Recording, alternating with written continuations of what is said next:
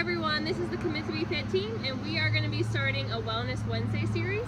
So all the questions, the awesome fitness, nutrition, and overall wellness questions that you all submitted, we're going to be answering them in a fun way and then shooting it out to y'all every Wednesday.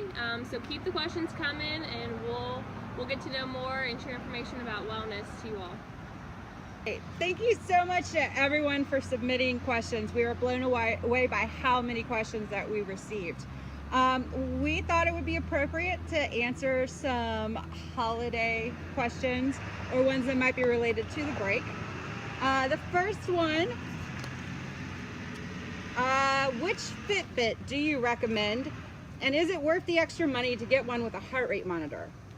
Well, that's a really personalized question. It really depends on a few different things. Really what your goals are and what motivates you. For example, with goals, if you're looking for something that can track you while swimming, you're going to want to choose one that's water resistant. For example, some folks also prefer the small, little, sleek, stylish ones, whereas others want the bigger screen to be able to see things like text messages that come through or phone calls. So it really all depends on what you want to get out of your Fitbit. Some folks just prefer the ones that have the dots, just so they can kind of get an idea of how active they are, and others just really want all that data. So again, it just depends really what your goals are and what you prefer. It is a great time of year to buy a Fitbit, however, with Christmas sales and even after the holidays, with January being a huge kickoff for fitness.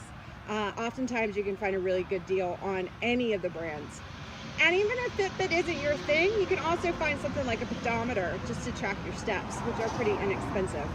As far as heart rate goes, again, that's an individualized preference. If it's something that you would be interested in tracking just to see how your heart rate increases, then by all means go ahead and invest in that. If you don't think you're going to use that information, then save yourself some money and go with a different brand. So hope that answers that question. All right, guys, we had another question, and it was, how do you reduce sugar intake over the holidays, especially with a lot of Christmas cookies and desserts all around? So kind of my first advice overall there, one way to cut out sugar intake overall with some added sugars, kind of think about some of the drinks, soda, sweet tea. A lot of these have added sugars in them. Even foods, packaged foods, cookies, cakes, crackers, cereals. Really flip over the back, even granola bars, flip over the back, look at that ingredient list. They go in order of predominance, so that first item has the largest quantity and so forth. So if sugar or high fructose corn syrup, dextrose, any of those other names that mean sugar are on there, really kind of be mindful of how much of that you're getting. Now, related specifically to Christmas cookies at holiday events and get-togethers, my first advice is enjoy your food. Food is meant for enjoyment. However, you can still be mindful in that. So one kind of tip of advice, think about for Christmas, really enjoy the cookies that maybe you don't have that often. I would say chocolate chip and stuff. Those are around kind of year-round. But what about like the peppermint or the ginger snaps? Really enjoy one or two of those. When you go to these holiday events, make sure you're full on balanced meals, protein, fruits and vegetables, water. You're already full, that way you're not extra hungry and you want to eat more and more and more. Another helpful advice I saw, which it made me laugh because I'm guilty of this, if you're standing around talking to people, don't let it be right beside that dessert table, because you can just be talking and kind of mindlessly keep grabbing some. So grab one or two, really enjoy them, and be satisfied with that. Another thing, when weight gain is put on over the holiday, it's generally not at one get-together. It's kind of over a couple weeks of overeating and not being as active. So keep being active. Make it a family fun to go out and be active together. The next question we had was, what's the most effective full body home workout? And my recommendation would be sort of a HIIT training, high intensity, if you really want to get the bang for your buck, is how I say it. You do like 30 seconds of lunges, and then you rest for about 30 seconds, and then you do push-ups. You kind want to incorporate whatever you want, what exercises you enjoy.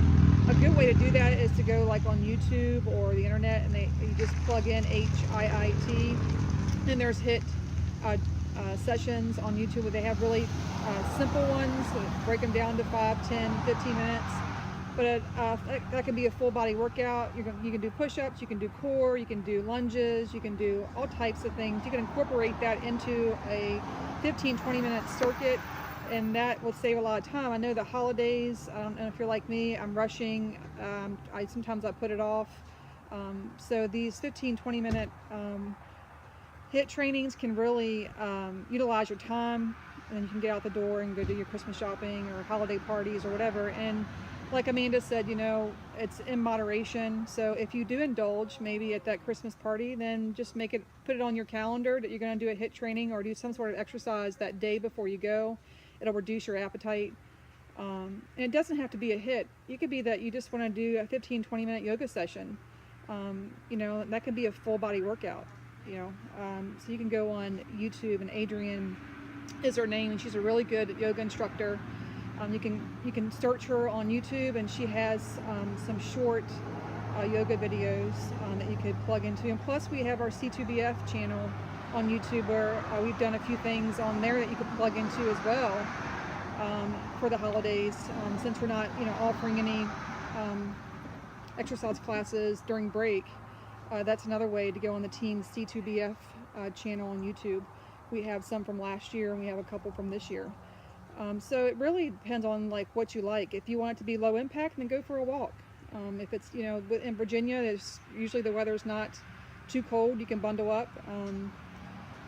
And there's all kinds of things you can do, but you really have to fine tune it to what you enjoy. But a total body workout, even if it's just push-ups, sit-ups, march in place, you know, and you can time that in intervals, that's a really good place to start. Happy holidays. Happy holidays. Happy holidays.